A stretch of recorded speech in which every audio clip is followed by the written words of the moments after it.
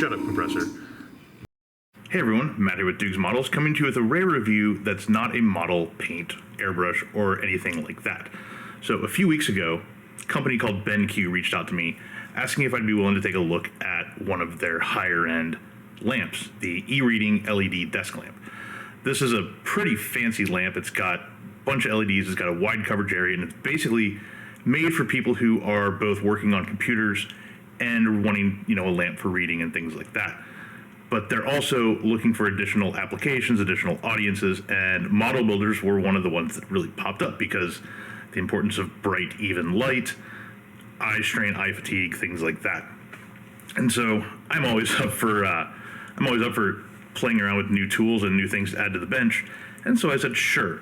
Now I want to add a quick caveat is that my lighting setup is pretty damn bright. I've got some garage LED shop lights hanging right over the bench that provide a ton of illumination.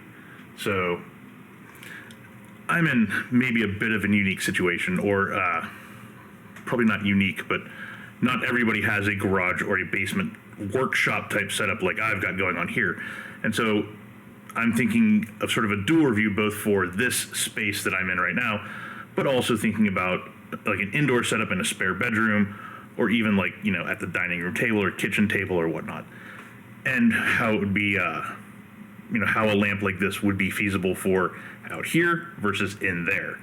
So with that, let's turn around and take a look at this lamp. So here is the BenQ e-reading LED desk lamp. As you can see, it's got a big, weird, wide blade-shaped lamp as opposed to just like a circular bulb. And if we get up underneath it here, it's all LEDs. So no changing shit, none of that stuff. It's got a big, heavy base. I'm not a big fan of bases typically because they take up a ton of space on the bench, but there's a lot of flat space here to set stuff on, and you're probably not going to be, moving the arm around too much once you get it where you want it anyway. So all good there. It's got a nice braided cord, so nice and tough. You're not going to be pinching it on things or any of that kind of thing. It's also got, this is one of my favorite features, turns on by just touching it. And then we get the light here.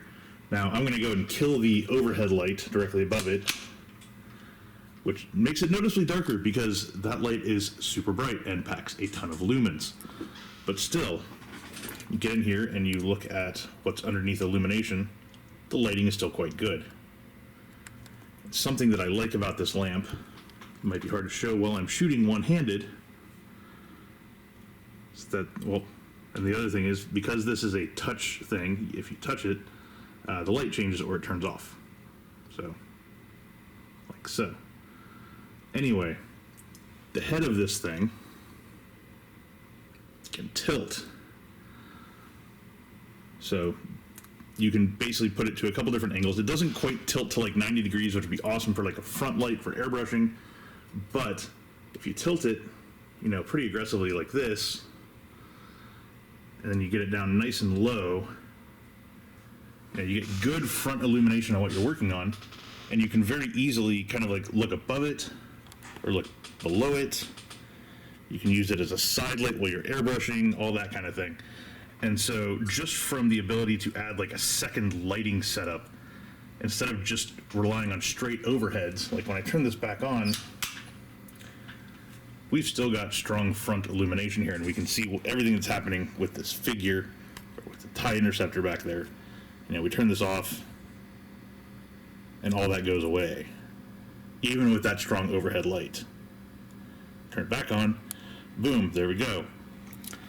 So, considering this thing is only that wide, it's 2 knuckles, maybe. It's really cool because you can actually literally be like right up against it and working over it or under it and still see what you're doing and still get really good, nice, diffuse, wide lighting.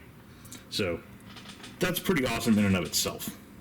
Another feature of this light that is interesting is it can change color temperature. So when it's orange, that means it's in like computer use mode, so it's a very cool color. I'm still trying to figure out how to control it to change what exactly it is. But it's also got this knob here that when you mess with the knob, you can see, I hope, yeah, there we go. You can see it shifting color balance, right? So you can go more of like this warm indoor, reading by type lamp, or cold and clinical and great for sort of the workbench. So it goes in all different directions. Again, it's got the touch lamp thing there to turn it on and off. So ultimately, I'm pretty impressed with the light output that this lamp has, and I really like the fact that it's got that thin blade shape to it, so you can kind of angle it and get a bit in front of the subject, because one huge problem with most lamps and overhead lights is they're set up to shine sort of on the middle of the bench, and a lot of times we're working towards the front of the surface just so we can get closer to the subjects and see what we're working on, and a lot of times that means that what we're working on gets backlit. And having this thing, the ability to sort of bring it down and tweak it to the side, and you have that little thin bar so nothing's blocking your vision, is fantastic. Now, it probably gets a little bit lost out here, again, among these things, but in an indoor situation where you're working at like a desk or a kitchen table or whatnot, something like this would be amazing. We actually used it indoors today for my daughter's science fair experiment. We were shooting a time lapse of ice melting with various substances and whatnot, and it lit it perfectly. And so I'm thinking I'm going to take this and I'm going to set it up inside in my work from home area, where I throw together tanks and things like that every now and then as I'm trying to think through knotty problems and just kind of give my brain a little bit of a break. So something like that would definitely help with seeing what I'm doing, seeing where track pins are going, and even just taking the occasional work in progress shot. Now, the one big downside of this thing, in my opinion, is the price tag. It is not cheap. It is a $230 lamp. However, with those LEDs and with this build construction, like, this thing is heavy, but it stays where it goes. There's no janky spring type stuff boinging around. I mean, it's a good lamp. It's a really good lamp. But, I know that we're also in a market where people will get pissy over the price of a little bottle of primer. So, if you think something like this would be a good choice for you, awesome. But I can totally understand if you think it's probably a bit too pricey. So yeah, overall, definitely give this thing a thumbs up, even though I think it's probably a bit lost in the lighting situation that I have. In other situations, I think it'd be great. The only real downside that I can see is the price and the fact that the head doesn't fully rotate to like a full-on 90 degrees. A little bit more articulation would be awesome to really get the light moved around where you want it to be. But still, it moves around a lot more than most other lights I'm aware of.